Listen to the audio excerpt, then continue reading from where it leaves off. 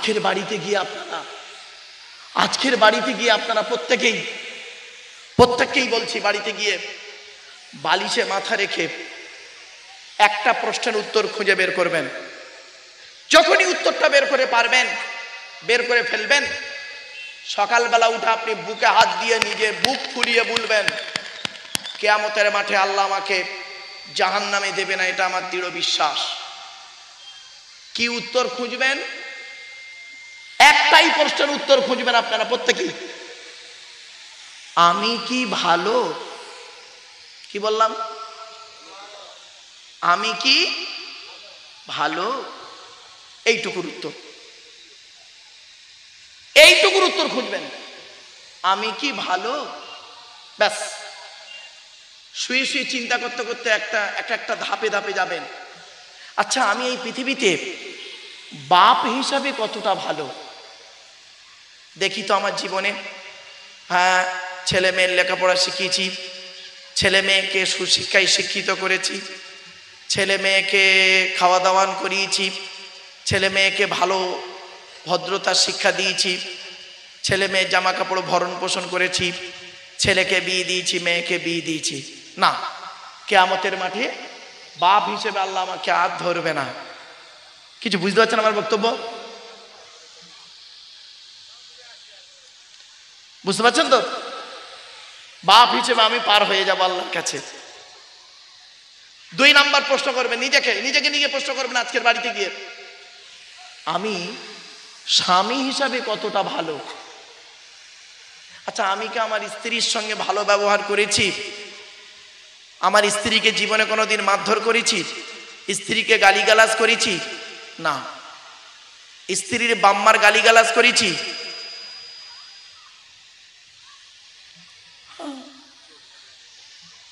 এবার বুঝতে পারছেন? আল্লাহর নবী এই কোরআনে আছে 250টা হারাম। কত? আচ্ছা, আপনারা হারাম কটা জানেন? সুদ খাওয়া, ঘুষ খাওয়া আর ব্যভিচার করা, নারী নির্যাতন, এই কটা হারাম জানেন তো? এই কোরআনে আছে 250 রকমের হারাম আর 250 রকমের হালাল। 250 রকমের হারাম, 250 রকমের হালাল। তো 250 রকমের হারামের মধ্যে একটা হারাম হলো স্ত্রীর পিতামাতার গালিগালাজ করা। স্ত্রীর পিতামাতাকে শ্বশুর শাশুড়ির গালি দেওয়া হারাম। এই মুসলমানের বাচ্চা, তুমি তোমার বউকে গালি দিয়েছো, বউকে গালি দিয়ে স্বাদ মেটেনে বউয়ের মরা বাপকে গালি দিয়েছো, মরা মাকে কবর থেকে তুলে এনেছিলে, তুমি আবার দাড়ি পেকে গেছে নামাজ পড়ছো, তোর নামাজ আল্লাহ কবুল করবে না। যা বউয়ের কাছে আমি ক্ষমা চেয়ে আয়। কিছু বুঝতে পারছেন? এবার চলুন, স্বামী হিসাবে কতটা ভালো? তাহলে বাপ হিসাবে, স্বামী হিসাবে দুটো হলো। 3 নাম্বার প্রশ্ন করবেন নিজেকে, ছেলে হিসাবে আমি কতটা ভালো? ছেলে হিসাবে কতটা ভালো? বাপের হক আদায় করেছি, মায়ের হক আদায় করেছি। আল্লাহর নবী বলেছেন, কিয়ামতের আলামত হলো, পৃথিবী ধ্বংসের লক্ষণ হলো, নিকটবর্তী লোকের সঙ্গে মহব্বত থাকবে না, দূরবর্তী লোকের সঙ্গে মহব্বত তৈরি হবে। নিজের মায়ের পেটের নিজের বাপের ভালোবাসা নেই।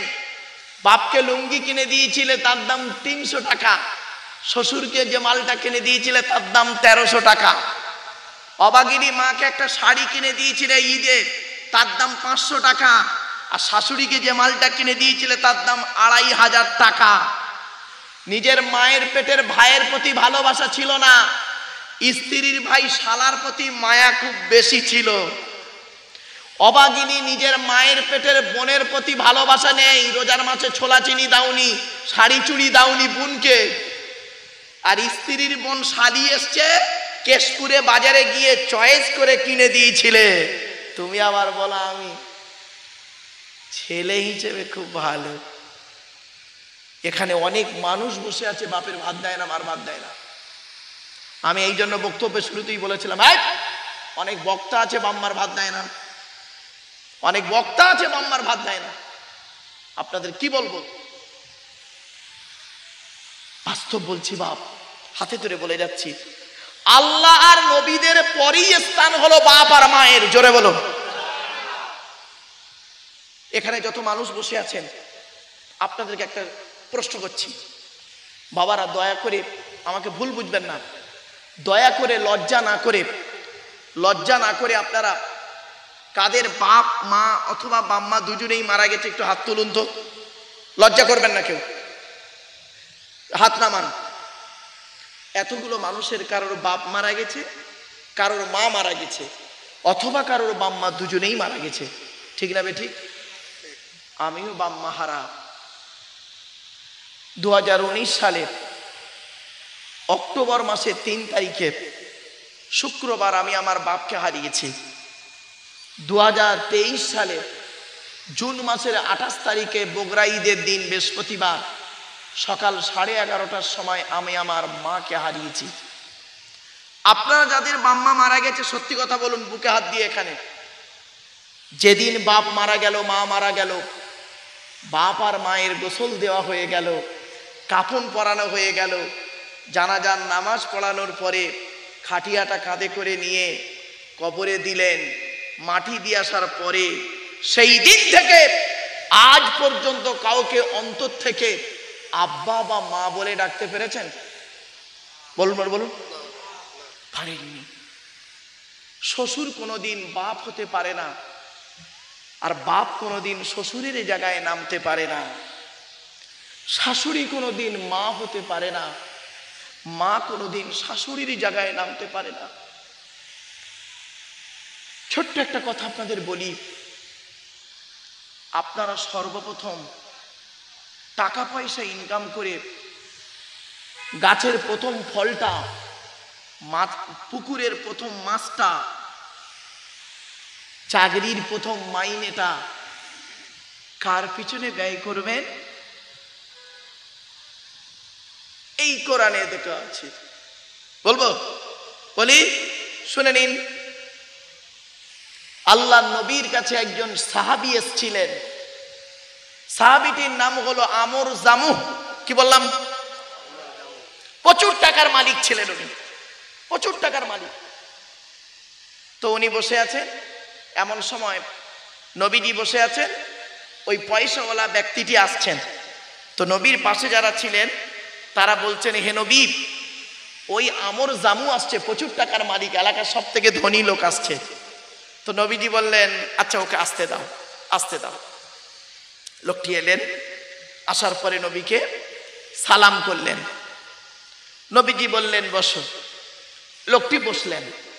কিছুক্ষণ পরে লোকটি নবীকে একটা প্রশ্ন করলেন। প্রশ্নটা কি একটু শুনে বাড়ি যাবেন। প্রশ্ন করছেন, হে নবী, আল্লাহ আমার অনেক টাকা পয়সা দিয়েছে, টাকা পয়সাগুলো কোথায় ব্যয় করে গেলে, কার পেছনে ব্যয় করলে আল্লাহ খুশি হবে, যদি একটু বলে দিতেন সেইখানেই টাকা পয়সাগুলো ব্যয় করে চলে যেতাম। আচ্ছা, প্রশ্নটা ভালো না খারাপ? ভালো প্রশ্ন। উনি বসে আছেন, এমত অবস্থায় আল্লাহ পাক ওনাকে কেন্দ্র করে কোরআনের এই আয়াতটি নাজিল হলো, ইয়াসআলুনাকা মাযা ইউনফিকুন কুল মা আনফাকতুম মিন খায়রিন ফালিল ওয়ালিদাইনি ওয়াল আকরাবিন। 2 নম্বর পারা 13 নম্বর পৃষ্ঠার 12 নম্বর লাইন, সূরার নাম সূরা বাকারাল কোরআন। কোরআন জানিয়ে দিয়েছে, নবী তোমাকে ওরা প্রশ্ন করছে টাকা পয়সা কোথায় ব্যয় করলে আল্লাহ খুশি হবে। নবী তুমি বলে দাও, সর্বপ্রথম টাকা পয়সাগুলো তোমরা তোমাদের বুড়ো বুড়ি বাপ আর মায়ের পিছনে ব্যয় করবে, আল্লাহ খুশি হয়ে যাবে। কার পিছনে? আর এ ছেলে চাকরি করে, ছেলে চাকরি করে, বাপের কষ্টের টাকায় লেখাপড়া শিখে চাকরি পেয়েছে, আর মাইনে পাওয়ার সময় ব্যাংকের বই করছে, বইয়ের নমিনি করেছে, বউয়ের বই করছে বইয়ের নামে, আর বউ নমিনি করছে ওর ভাইকে। বুঝতে পারেনি না ভাষা। খবরদার বন্ধু, এই বাম্মাকে যারা কাঁদিয়েছ, বাপ আর মাকে যারা কাঁদিয়েছ হকের উপরে, তুমি যত পীরের মুরিদ হও, যে পীরের মুরিদ হও, মনে রাখবে তুমি জাহান্নামী, তুমি জাহান্নামী, জাহান্নামী, জাহান্নামী। আমি বলিনি, কোরআন। বাপ আর মাকে কোনোদিন কাঁদাবে না, বাপ আর মাকে কাঁদাবে না কোনোদিন। আমার জীবনে এক ব্যক্তিকে দেখেছিলাম, আপনাদের সঙ্গে একটু শেয়ার করি কথাটা। এক বক্তাকে আমি জিজ্ঞাসা করেছিলাম, উনি স্টেজ থেকে নেমে গেছেন, আমিও ওখানেই বসেছি, আমি লাস্টে বক্তা ছিলাম। তা আমি ওনাকে সালাম দিয়ে মোসাফা করে জিজ্ঞাসা করেছিলাম, বক্তাটার নাম বলছি না, ওনাকে সালাম দিয়ে মোসাফা করে বলছি, ভাই আপনার বাড়িটা কোথায়? আচ্ছা ভাই, এটা কি জিজ্ঞাসা করতে পারে না? জিজ্ঞাসা, আচ্ছা আমি ওকে জিজ্ঞাসা করেছি, ভাই আপনার বাড়ি কোথায়? তাই এই ভাইকে যদি প্রশ্ন করি, ভাই আপনার বাড়ি কোথায়, তো এই ভাই বলবে আমার বাড়ি সাকুয়ায়, এইটুকুই বলবে। তো এটাই তো উত্তর নাকি? ওনাকে আমি জিজ্ঞাসা করছি, ভাই, সালাম দিয়ে মোসাফা করে বলছি, ভাই আপনার বাড়িটা কোথায়? কি বললো জানেন? আমি অমুক পীর সাহেবের জামাই। কি প্রশ্ন করলাম আর কি উত্তর দিল? আমি ওকে জিজ্ঞাসা করছি, ভাই আপনার বাড়িটা কোথায়? বলছে অমুক পীর সাহেবের জামাই আমি। তখন আমি বললাম, তাহলে আপনার বাড়িটা ঠিক জানতে পারলাম না ভাই। তখন কি বলছে জানেন? বুঝতে পারেননি? বাংলায় বলছি তো বুঝতে পারেননি, ইংরেজিতে বললে বুঝবেন। আমার খুব খারাপ লাগলো জানেন। তখন আমি ওকে বলে, ভদ্রলোককে বলেছিলাম, আরবিতেই প্রশ্ন করেছিলাম, হাল আনতা আলিমুন আমলা, আপনি কি আলেম না আলেম নন? তখন বলছে আমি একজন মুফতি সাহেব। আমি তো ওনাকে বলেছিলাম, আমার বিশ্বাস হয় না আপনি আলেম, আমার বিশ্বাস হয় না আপনি আলেম।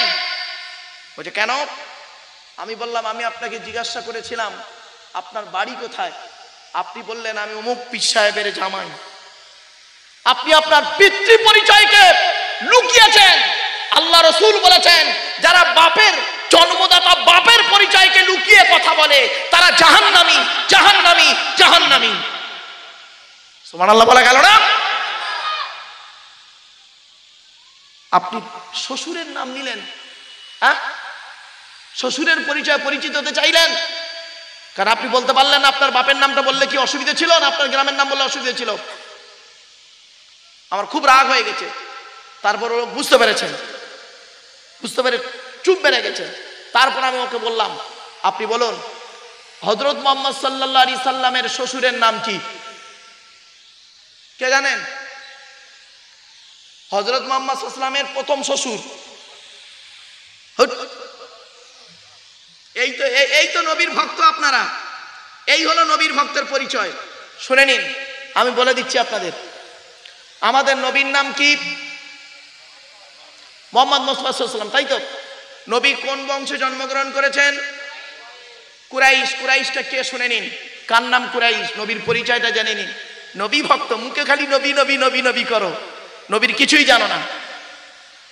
মুহাম্মাদের বাপের নাম আব্দুল্লাহ, আব্দুল্লাহর বাপের নাম আব্দুল মুত্তালিব, আব্দুল মুত্তালিবের বাপের নাম আব্দে মান্নাফ, আব্দে মান্নাফের বাপের নাম হাশেম, হাশেমের বাপের নাম কুসাই, কুসাইয়ের বাপের নাম কিলাব, কিলাবের বাপের নাম মুররা, মুরার বাপের নাম লুবাই, লুবাইয়ের বাপের নাম কাআব, কাআবের বাপের নাম গালিব, গালিবের বাপের নাম ফিগির, ফিগির থেকে কুরাইশ বংশ এসেছে। নবীর বাপের নাম আব্দুল্লাহ, মায়ের নাম আমিনা, দাদার নাম আব্দুল মুত্তালিব, দাদির নামটা কি? নেতিলা বিনতে কব্বাব ব্রাকেটে ফতেমা, কেউ বলেছেন সামিরা। নবীর নানার নাম হলো আব্দুল ওয়াহাব জুহরি, নবীর নানির নাম হলো বারিরা বাবাররা, নবীর দুধমার নাম হলো হালিমা, নবীর দুধ বাপের নাম হলো হারেস, নবীর দুধ ভাইয়ের নাম আব্দুল্লাহ, নবীর বাপের নাম আব্দুল্লাহ, নবীর দুধ ভাইয়ের নাম আব্দুল্লাহ, দুটো জন এক করে ফেলবেন না। নবীর জন্ম 570 খ্রিস্টাব্দে। ইংরেজি কি মাস ছিল? 29 আগস্ট। আরবি মাস ছিল রবিউল আউয়াল মাস, 12 তারিখ, মতান্তরে 9 তারিখ। প্রথম মাস শবে সাদেকের সময় আরবের মক্কা নগরী কুরাইশ বংশে নবীর জন্ম। নবীর বাপেরা হলো 10 ভাই, নবীর মায়েরা হলো 19 বোন। নবীর বাপেরা ক ভাই? নবীর 9টা চাচা, নবীর 9টা চাচা, 18টা খালা, 6টা ফুফু। ফুফু বোঝে? 9টা চাচা, 18টা খালা, 6টা ফুফু, 7টা ছেলে মেয়ে। নবীর কিছু। এবার 9টা চাচার নাম কি শুনে নিন, বলবো। বড় চাচার নাম হলো হারেস, কি বললাম? হারেস, জুবায়ের, মুকাইয়িম, ফাইদাক, জাইদাক, আবুল আহাব, হামজা, আব্বাস, আবু তালেব। নবীর বাপ হলো আব্দুল্লাহ। তো এখানে আবু জাহালের নাম তো এখানে নেই। অনেক বক্তা ওয়াজ করতে করতে বলে আবু জাহাল নাকি নবীর চাচা। হট, কোথায় চাচা? কোন চাচা? আবু জাহালকে নবী চাচা বানিয়েছ? এই তো নবীর 9টা চাচার নাম আমি বলে দিলাম, কই আবু জাহালের নাম এখানে আছে? এই জন্য বলি বাবা, আলেমের ওয়াজ এই জন্যই বড় পীর আব্দুল কাদের জিলানী রহমাতুল্লাহ আলাইহি বলেছিলেন, ওয়াজ করবে কে? ওয়াজ কোন লোকটা করবে? আর এই জন্যই আপনাদের বক্তব্যের শুরুতেই বলেছিলাম, এই কেশপুর থানায় বড় বড় আলেমরা আছে, তাদেরকে নিয়ে ওয়াজ করো বাবা, ওয়াজ শোনো, তাদের কাছে বসো, কিছু শেখো, জানো। বাপেরা, এসব ওয়াজ শুনলে না বাড়ি থেকে ভাববেন। চলুন, নবীজি প্রথমে যে মেয়েটিকে বিবাহ করেছিলেন, যে স্ত্রী ছিলেন, নবীর স্ত্রীরা হলো আমাদের আম্মা জান। কি বললাম? আম্মা জান। এই জন্য আমরা বলি আম্মা জান খাদিজা, আম্মা জান আয়েশা, বলি না? দলিল কি? কোরআনে আছে, সূরা আহজাবের প্রথম পৃষ্ঠায় 21 নম্বর পারা, আন-নাবিয়্যু আওলা বিল মুমিনিন ওয়া আজওয়াজুহু উম্মাহাতুহুম। মুমিনদের কাছে নবী হলো অতি প্রিয়, আর ওয়া আজওয়াজুহু, নবীর স্ত্রীরা হলো উম্মাহাতুহুম, তাদের মায়ের মতো। এই জন্য আমরা বলি নবীর স্ত্রীদেরকে মা বলি। ক্লিয়ার? বুঝতে পারছেন না? বুঝতে পারেননি? কোরআনের দলিল দিয়ে গেলাম। তো নবীজি প্রথমে যে মহিলাটিকে বিবাহ করেছিলেন, নবীজির বয়স তখন 24 বছর 9 মাস কয়েকদিন, 25 বছর পুরো নয়, অনেকে জানে না বলে ফেলে। যাই হোক, 24 বছর 9 মাস কয়েকদিন, তো 25 বছর বলেই চালিয়ে দিই। আর যে মেয়েটিকে বিবাহ করেছিলেন নবীজি সর্বপ্রথম, তার বয়স ছিল 40 বছর। কত? 40 বছর। তার নাম হলো আম্মা জান খাদিজাতুল কুবরা। তিনি বিধবা মহিলা ছিলেন, 2টা স্বামী মারা যায়, মনে রাখবেন এগুলো। তো খাদিজার বাপের নাম কি? খাদিজার বাপ হবে কে? নবী শ্বশুর তো। আরে ভাই বলুন না, আমি বলে দিচ্ছি, খুয়াইলিদ। কি বললাম? খুয়াইলিদ। খুয়াইলিদের কন্যা হলো খাদিজা, আর খাদিজার স্বামীর নাম হলো মুহাম্মাদুর রাসূলুল্লাহ সাল্লাল্লাহু আলাইহি ওয়াসাল্লাম। তো নবীকে যখন কেউ জিজ্ঞাসা করত তোমার পরিচয় কি, তো নবীজি কি কোনোদিন বলেছেন আমি খুয়াইলিদের জামাই? বলুন বলুন বলুন। জীবনে বলেছে? কোন জায়গায় কেউ বলতে পারবে যে বলেছে আমি খুয়াইলিদের জামাই? নবীজি বলেছেন মুহাম্মদ বিন আব্দুল্লাহ বিন আব্দুল মুত্তালিব। বাপের নাম বলেছেন, দাদুর নাম বলেছেন। জোরে বলুন সুবহানাল্লাহ। তুমি একজন মৌলবী বক্তা, তোমাকে আমি জিজ্ঞাসা করলাম ভাই তোমার বাড়ি কোথায়, তুমি আমারে বললে অমুক পীর সাহেবের জামাই। এই জন্য রাসূলুল্লাহ বলেছেন পিতৃ পরিচয়কে কোনোদিন কেউ লুকাবেন না।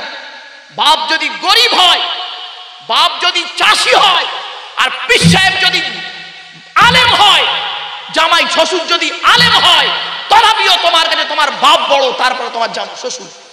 ঠিক না? ঠিক। এইটাকে আগে ঠিক করে, এই নোংরা জিনিসটা মাথা থেকে আগে বার করো, তবেই তুমি হবে একজন খাঁটি মুমিন মুসলমান। কোরআনে আছে কোরআনে আছে আল্লাহর নবীদের পরই স্থান হলো বাপ আর মায়ের। কাদের কাদের কাদের? আমি দলিলগুলো দিচ্ছি, আপনারা গুনতে শুরু করুন কোরআনে কোথায় কোথায় আছে বাম্মার কথা। আমি একটা একটা করে বলে যাচ্ছি।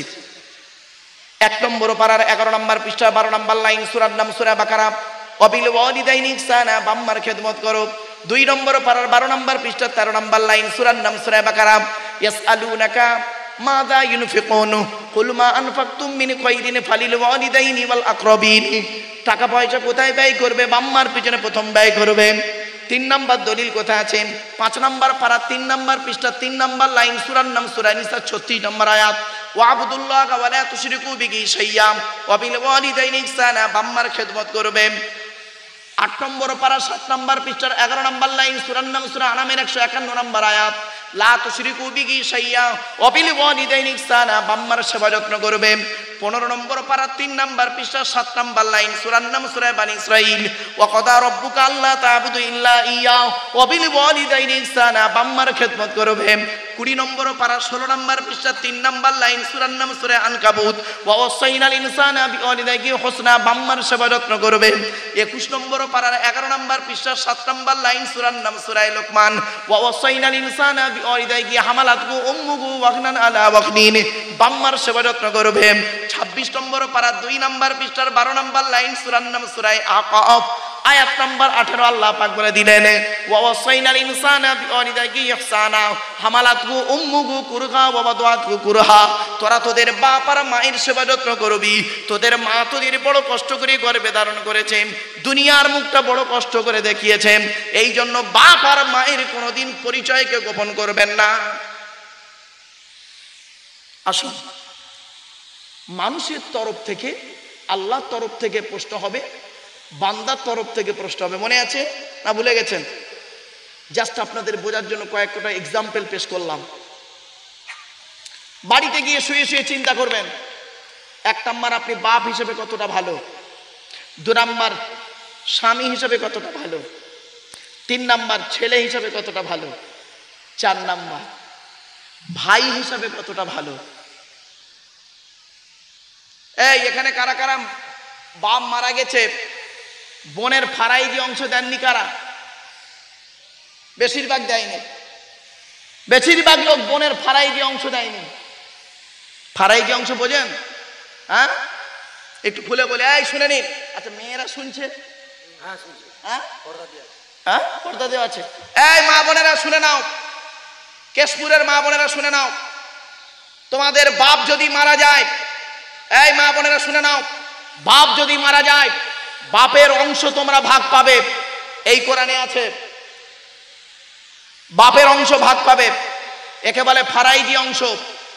ফারাইজ তুমি দাওনি, বোনের অংশ ফেরত দাওনি, তুমি আবার করেছো কি আবার নামাজি পড়ো, নামাজ পড়ো, রোজা রাখো না, তুমি দাড়ি রেখেছো, মাথায় টুপি দিয়েছো। বিবেককে প্রশ্ন করো, একটা বেটা ছেলে সমান 2টো মেয়ে ছেলে। একটা উদাহরণ দিচ্ছি, ধরুন আমার বাপ মা মারা গেছে, আমি একটা ভাই, 2টো বোন বেঁচে আছি। আমার বাপের 1 বিঘা জমি আছে, 1 লাখ টাকা ব্যাংকে আছে।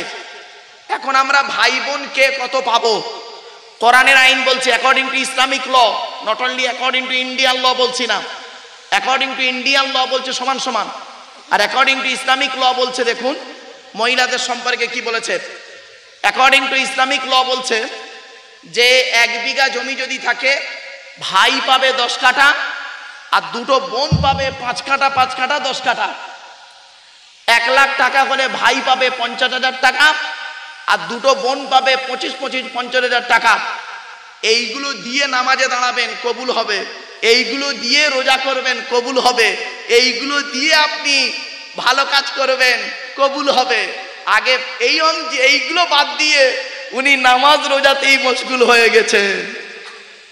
বুঝতে পারছেন? এবার শুনে নিন, ইমানের ভাগ হলো একটা নয়, 70টা। আল ইমানু বিজউ ওয়া সাবউনা শুবা, ইমানের 70টা শাখা প্রশাখা, 70টা। আর এই কোরআনে আছে 30টা। সর্বনিম্ন হলো 5টা, সর্বাধিক হলো 30টা। 30 আর 70 কত হয়? 100টা গুণ যার মধ্যে থাকবে সেই ব্যক্তি হবে পারফেক্ট একজন খাঁটি মোমেন। খাঁটি মোমেন, পারফেক্ট। বুঝলেন? চলুন তাহলে বাপ হিসাবে, ভাই হিসাবে, ছেলে হিসাবে, স্বামী হিসাবে হলো। এবার আসছি দাদু হিসাবে আপনি কত ভদ্রলোক। অনেক দাদু দাদু দাদু বলেন তো, দাদু হিসাবে আপনি হক আদায় করেছেন কিনা? দাদুদের হক নেই, অনেক দায়িত্ব আছে, পালন করে না। নানা হিসাবে আপনি কতটা ভালো লোক, বিচার করবেন নিজেকে। মামা হিসাবে আপনি কতটা ভালো লোক, বিচার করবেন নিজেকে। বোনাই হিসাবে, কি বোনাই বলেন না দুলাভাই বলেন, বোনাই হিসাবে আপনি কতটা ভালো লোক। লজ্জা করে না শালির সঙ্গে আড্ডা মেরেছেন বেশি? আপনারা জানেন? আপনি দেওর হিসাবে কতটা ভালো লোক। দেওর, দেওর বোঝেন? দেওর হিসাবে রাসূলুল্লাহর কাছে একদিন মেয়ে ছেলেরা এসেছেন, এসে বলছেন ইয়া রাসূলুল্লাহ আমরা কাকে বেশি ভয় করব?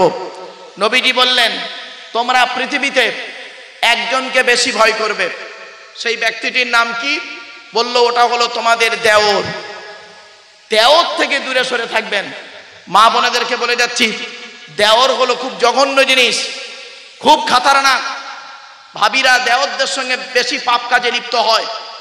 মুখের ভাষার মাধ্যমে অনেক ভাবি আছে দেওরের সঙ্গে পরকীয়াতেও লিপ্ত হয়ে যায়, অনেকেই জানে না। অনুরোধ করে বলে যাচ্ছি, আল্লাহর নবী এজন্যই বলে গিয়েছিলেন তোমরা তোমাদের দেওর থেকে দূরে সরে থাকবে, দেওর থেকে দূরে সরে থাকবে, দেওরকে ভয় করবে। এরপরে আপনি বাড়িতে গিয়ে ভাববেন, আপনি আর যত দিক আছে আপনার, সেই দিকগুলো একটা একটা করে যদি ভাবেন যে প্রত্যেকটা দিকেই আমি একজন পারফেক্ট, তাহলে আপনি সকালবেলা ঘুম থেকে উঠে বলবেন আমি একজন পারফেক্ট মানুষ। নইলে আপনি বাপ হিসাবে খুব ভালো, ছেলে হিসাবে, স্বামী হিসাবে খুব ভালো, ছেলে হিসাবে জঘন্য, ভাই হিসাবে জঘন্য। বাপ মারা গেছে, ভাইদের সম্পত্তি কোনোদিন নিজের নামে রেকর্ড করে নেবেন না। মনে রাখবেন আল্লাহ ছাড় দেয়, ছেড়ে দেয় না। এই কথাটি আপনার যেন মাথায় থাকে। মনে রাখবেন কবরে আপনাকে শুতে হবে। আল্লাহর নবী এতিমদেরকে ভালোবাসতেন। এতিমের মাল অনেকেই ভক্ষণ করে, ঠিক না বে ঠিক? এতিমদের মাল খেয়ে নেয়। খবরদার কোনোদিন আপনারা এতিমের মাল খাবেন না, এতিমের হক মারবেন না। কোরআনে আল্লাহ পাক বলেছেন ইন্নাল্লাযীনা ইয়াকুলুনা আমওয়ালাল ইয়াতামা যুলমান ইন্নামা ইয়াকুলুনা ফি বুতুনিহিম নারা ওয়া সায়াসলাউনা সাঈরা। পবিত্র কোরআনের সূরা নিসা 10 নম্বর আয়াতে আল্লাহ পাক বলছেন নিশ্চয়ই যারা এতিমের মাল ভক্ষণ করে, গরিবের মাল যারা ভক্ষণ করে, এতিমের মাল যারা খেয়ে নেয়, তারা তাদের পেটে নরকের আগুনগুলো ঢোকাতে শুরু করে। খবরদার এতিমের মাল খাবেন না। তো আমি আপনাদেরকে প্রথমেই বলেছিলাম আমি স্টেজে এসেছি, আজকে আমার বক্তব্য হবে কাঠুরিয়ার মতো। মনে পড়ছে না ভুলে গেছেন? তো প্রথম গাছের ডালটা কেটেছিলাম কি, এই ধর্মের ভেতরে মারামারি করা থেকে দূরে সরে থাকুন। আর একটা কথা বলছি, আর একটা ডাল ভাঙছি। যাকে তাকে কাফের বলেন কেন? যাকে তাকে কাফের ফতোয়া দেন কেন? মনে রাখবেন যাকে তাকে কাফের বলবেন। কিছু মৌলবি আছে দেখবেন, এরা তো জেনারেল পড়াশোনা কম করে, এ ধর্মীয় শিক্ষা কিছু করেই ঝামেলাটা পাকায় এরা ধর্মের মধ্যে। যাকে তাকে কাফের ফতোয়া দিতে যাবেন না। আল্লাহর নবী বলেছেন তুমি যাকে কাফের বলছো, সত্যিকারের যদি সে কাফের না হয়, বলনেওয়ালা নিজে কাফের। কিছু বুঝতে পারছেন? আপনি আবেগের বশবর্তী হয়ে, আপনি এর ক্ষমতা আছে বলে আপনি বলে দিলেন কাফের কাফের কাফের। মনে রাখবেন ওই ব্যক্তি যদি সত্যিকারের কাফের না হয়, তুমি নিজে কাফের। এজন্য সত্যিকারের যারা বড় আলেম, যোগ্য আলেম, হাক্কানি আলেম, তারা জীবনে কোনোদিন হট করে কাউকে কাফের ফতোয়া দিতে যায় না। কিছু বুঝতে পারছেন না? বুঝতে পারেননি? চলো এরপরে আর একটা গাছের ডাল ভাঙছি। এই ডালটা একটু মোটা ডাল, এই গাছের ডালটা খুব মোটা ডাল। আর এই ডালটা নিয়ে ভারতবর্ষে বেশি ঝামেলাটা হয়। এই ডালটার নাম হলো সাম্প্রদায়িকতার ডাল। আমি শুধু মুসলমানদের জন্য ওয়াজ করি না, আমার বক্তব্য শুধু মুসলমানরা শোনে না, হিন্দু মুসলিম উভয় শোনে। মনে রাখবেন হিন্দু মুসলিম কাঁধে কাঁধ মিলিয়ে চলবেন। হিন্দু মুসলমান নিজেদের মধ্যে মারামারি ঝগড়া করতে যাবেন না। কিসের হিন্দু কিসের মুসলিম আপনারা পার্থক্য করেন? আপনারা কি জানেন হিন্দুদের রক্তের ভিতরে মুসলমানদের রক্ত আছে, আর মুসলমানদের রক্তের ভিতরে হিন্দুদের রক্ত আছে? একটা প্রমাণ দেব। আপনাদের এলাকায় ব্লাড ডোনেশন ক্যাম্প হয়, রক্তদান শিবির হয়, তো ব্লাড যখন নেওয়া হয় তখন বলা হয় নাকি এই ও হিন্দু ওর রক্ত আলাদা কর, ও মুসলিম ওর রক্ত আলাদা কর, বলে নাকি? আরে ব্লাডের মধ্যে কাস্টের কোনো ডিভাইডেড থাকে না, ব্লাডের মধ্যে কালারের কোনো ডিভাইডেড থাকে না, ব্লাডের মধ্যে জেন্ডারের কোনো ডিভাইডেড থাকে না, ব্লাডের মধ্যে গ্রুপের ডিভাইডেড করা হয়। ব্লাডের 4টে গ্রুপ আছে। কটা? 4টে। কি কি? এ বি, এই সি নয়, জানে না, খালি সি বলতেছে। এ বি, এ বি আর ও। আবার বলছি, এগুলো জেনে রাখুন। ওয়াজ শুনতে বসেছেন মানে শুধু এই ধর্মের বাণী শুনবে, এইগুলি কোরআনই পাবেন। কোরআনকে নিয়ে গবেষণা করে এগুলো বেরিয়েছে, আমরা তো সেগুলো জানি না। এ কোরআনকে নিয়ে গবেষণা করছে সারা বিশ্ব, America, London, France, Britain, Japan, Jordan, জার্মানের ঠান্ডা করে বসে বসে কোরআন কিনে গবেষণা করেছে। কারা করেছে? Humphry Davy, Michael Faraday, Einstein, Isaac Newton, doctor Maurice Bucaille, mister Cook, mister জাবিরিন, mister Campbell, Rajaram Mohan Roy, Ishwarchandra Vidyasagar, Rabindranath Thakur, Acharya Jagadish Chandra Bose, Francis Bacon, Francis Drake, Williams কিটমুর, Williams Harvey, Thomas, George Bernard, এরা কোরআন কিনে গবেষণা করেছে। আর আমরা কি করলাম? এই কোরআনটাকে নিয়ে কিছু মৌলবি খালি ওর কাপের ফতোয়া দিচ্ছে, ওর কাপের ফতোয়া দিচ্ছে। আমরা কোরআনটা ব্যবহার করেছি তেল পড়া, পানি পড়া, ওয়াজ করা, খতম পড়া, তাবিজ মোড়াতে, আর কোনো কাজে লাগাতে পারিনি। এই কোরআনকে নিয়ে বের করলো ভৌত বিজ্ঞান। আচ্ছা, স্কুলের ছেলেরা কেউ আছে এখানে? বাবা আছে? বাবা একটু হাত তোলো তো বাপ, লজ্জার কোনো কারণ নেই।